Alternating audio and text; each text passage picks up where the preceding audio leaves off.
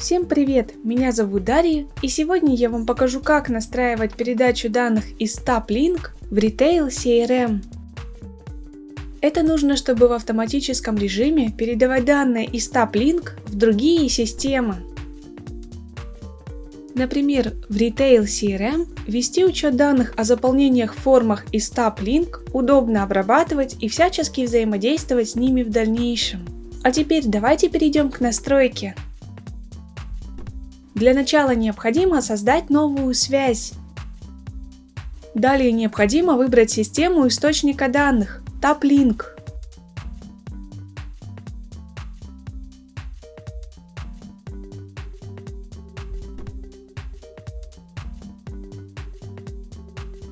Теперь необходимо указать действие «Получить данные».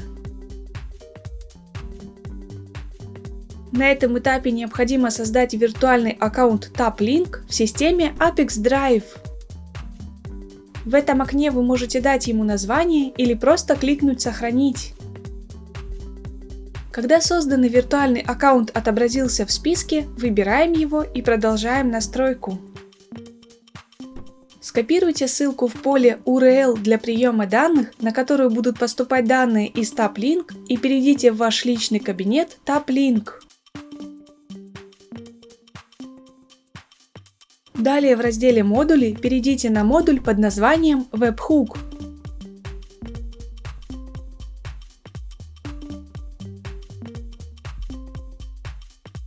Мне необходимо, чтобы данные отправлялись при новой заявке, поэтому я отмечу ее галочкой. В поле «Ссылка» необходимо вставить скопированную ранее ссылку в системе Apex Drive и сохранить настройки. Теперь необходимо совершить событие, например, заполнить вашу форму, для того, чтобы новые данные отобразились в системе Apex Drive.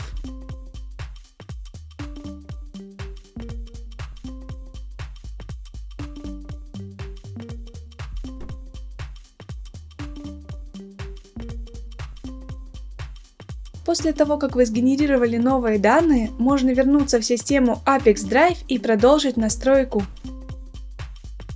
На этом этапе вы можете настроить фильтр данных. В данном случае в этом необходимости нет, поэтому просто кликаем «Продолжить». Теперь вы видите тестовые данные. Если на этом этапе данных нет, попробуйте выполнить действия, которые были описаны ранее. Если вас все устраивает, кликаем «Далее». На этом этапе настройка источника данных успешно завершена. Теперь необходимо перейти к настройке приема данных. В качестве системы приема данных выбираем Retail CRM.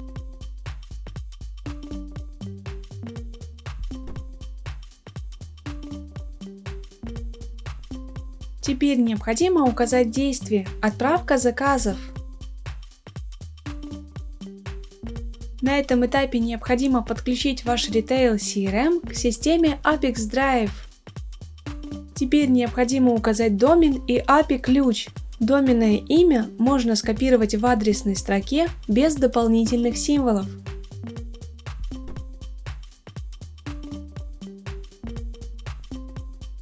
Теперь необходимо перейти в раздел «Настройки». Далее в разделе «Интеграции» выбрать ключи доступа к API. В этом окне необходимо добавить или использовать уже созданные ключи для доступа к API.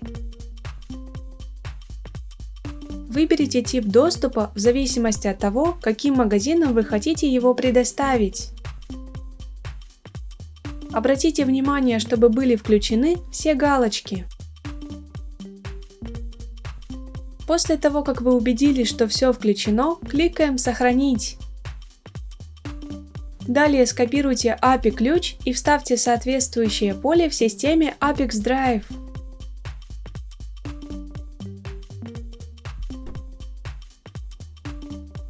Когда подключенный логин отобразился в списке «Активные аккаунты», выбираем его и продолжаем настройку. Заполните поля переменными, которые находятся в выпадающем списке.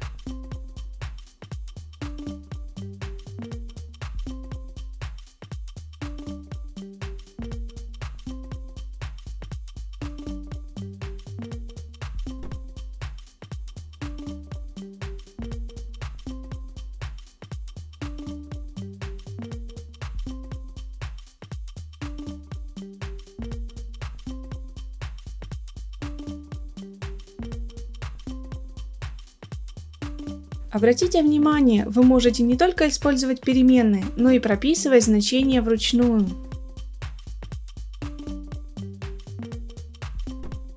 Когда все данные назначены, опускаемся вниз страницы и продолжаем настройку. На этом этапе вы видите тестовые данные. Для того, чтобы проверить корректность настройки, кликаем «Отправить тестовые данные в Retail CRM».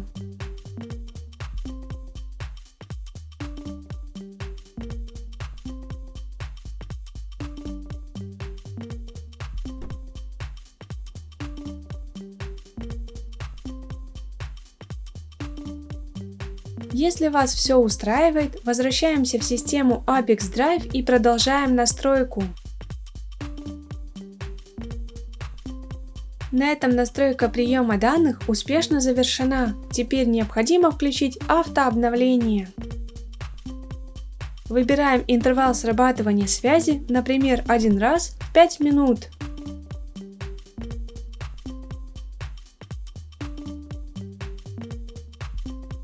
На этом все. Желаю вам успешных настроек интеграций и удачи!